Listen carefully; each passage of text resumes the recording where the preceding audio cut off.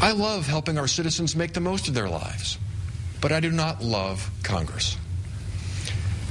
I will not, therefore, be a candidate for re-election to the United States Senate this November.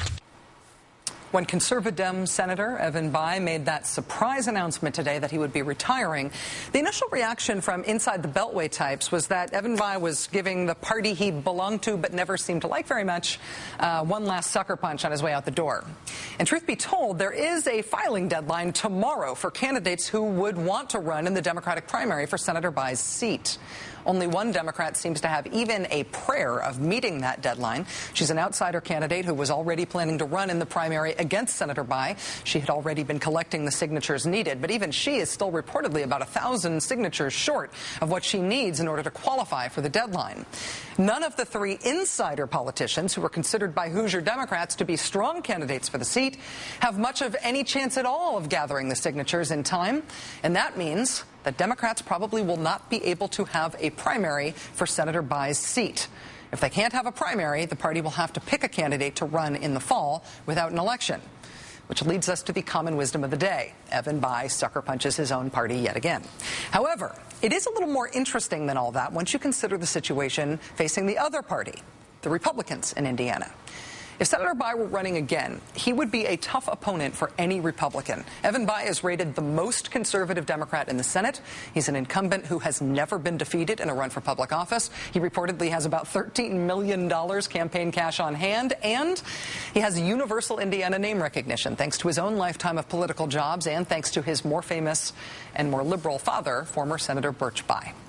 If Republicans had known that Evan Bayh was out of the race, one might expect that they would have run a different candidate or different slate of candidates against him. As it is, the GOP primary field includes a former Congressman, John Hostetler, who you've never heard of, no offense, sir, a state senator, Marlin Stutzman, who you've also never heard of. Again, no offense. It also includes one person you might have heard of, their main candidate, who someone in Indiana might be able to pick out of a lineup, is former U.S. Senator Dan Coats. Dan Coats, it turns out, is a disaster of a candidate. After his stint as a U.S. Senator for Indiana, Dan Coats left Indiana for more than a decade. He proclaimed that North Carolina was a much better place to retire to than Indiana, and he became a lobbyist. As the Indianapolis Star pointed out just this weekend, before the Evan Bayh bombshell, quote, only 11 days into his campaign challenging Senator Evan Bayh, Dan Coats' opponents have used his work as a Washington insider to tie him to no less than Venezuelan President Hugo Chavez, a major bank that received a federal bailout, and Yemen, the Middle Eastern nation that increasingly has become a terrorist training ground. Heck of a way to return to the state that you dissed and left for 10 years, right? Hey, you guys, miss me? Want to know what I've been doing? You ever heard of Yemen? As it shakes out, Evan Bayh, in typical Evan Bayh fashion, kind of did sucker punch his own party on his way out the door. But the effect of this last punch may well be mitigated for Democrats because the Republicans themselves have been doing a pretty good job of punching themselves out all this time. Joining us now to sort this out is Dan Parker. He is chairman of the Democratic Party in Indiana, and he's getting a lot of attention today. Mr. Parker, thank you very much for your time tonight. Really appreciate it. Good evening, Rachel. Did you have any inkling that Senator Bayh was going to quit today? No, I did not. He did call me this weekend to let me know of his decision. We were actually planning on doing television ads this week, filming them, and we had the petition drive done and ready to file. But he came to his decision this weekend and let me know. Is it, in fact, too late for any Democrats to meet the primary filing deadline at this point? Does it look like there won't be a primary?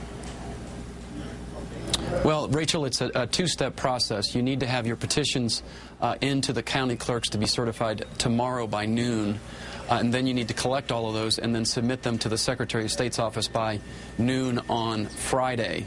So it's a two-step process. It is very difficult process to get done because voters' addresses need to match on the voter registration rolls, and it takes a lot of time to get it done. Mr. Coats, who got in the race 10 days ago, has been paying people for 10 days to collect his, and he just got done today.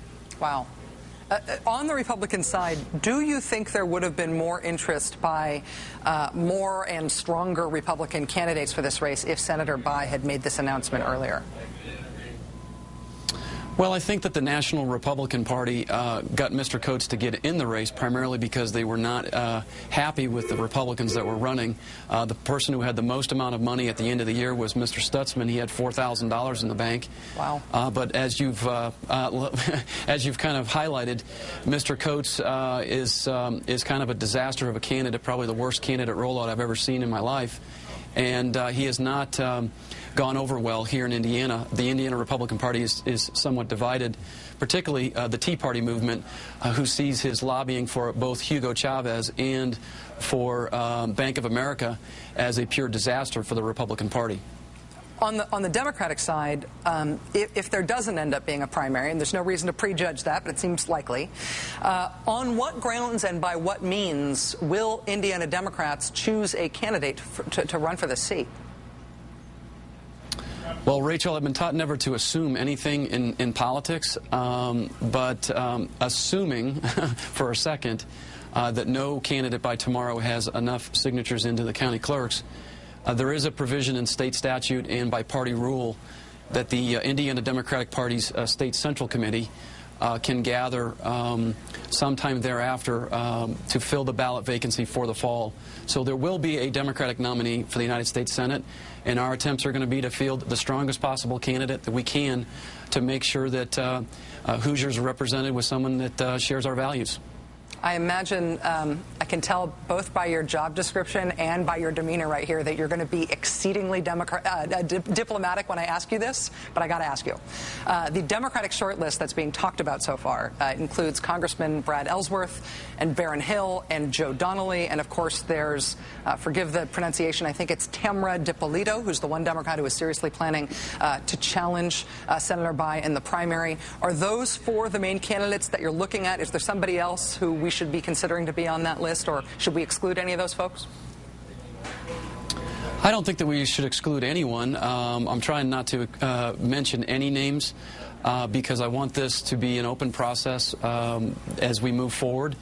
I have been contacted by numerous people that are interested in running, but I think that it's a little too early to start talking about specific names because we need to get past tomorrow's deadline first. And then we'll move forward with all parts of the party to talk about who the best possible person is to be the nominee. We have a lot of great Democrats here in Indiana on our bench, and I'm very confident that we will field a candidate that can win this race because, as you've mentioned, the Republican candidates are an absolute disaster and would be in complete opposition to most of the good things that are going on to get this economy back on track. So I nailed it on you being very diplomatic on that one, which I want credit for. But just briefly, before we go, Beltway common wisdom, in my experience, is usually wrong. Beltway common wisdom in this case is that Evan Bayh is really the only Democrat who can win a Senate race in Indiana. Can you make a bumper sticker case to the country that a Democrat will hold this seat? Well, Evan Bayh was a great governor, great U.S. Senator for Indiana, and he's going to be very difficult to replace, but we will field a strong candidate, and I promise you this, Rachel, I feel confident that we will win this race. Dan Parker, chairman of the Indiana Democratic Party, thank you so much for joining us tonight. I'm sure it was a very busy time for you. Really appreciate it. Rachel, thank you.